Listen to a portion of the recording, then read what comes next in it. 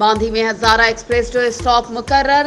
Train पहुंचण वक्त Rahmania welfare के चेयरमैन साहबजादा मुफ्ती इफ्तिखार अहमद अब्बासी तरफां शानदार इस्तकबाल प्रोग्राम मुनक़िद कयो वियो।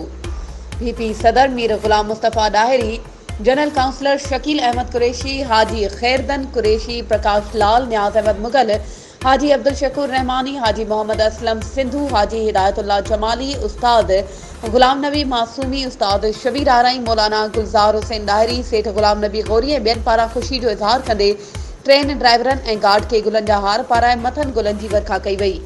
उन मौक़े ते मोज़ज़ीन चयो त बांदी स्टेशन लाइ रहमानिया वेलफेयर ट्रस्ट जे चेयरमैन साहबजादा इफ्तिखार अहमद अब्बासी, उस्ताद शबीर अहमद आरई ऐं उन्हनि जी टीम जी ख़िदमतुनि खे हमेशह सुठे लफ़्ज़नि में यादि रखियो वेंदो।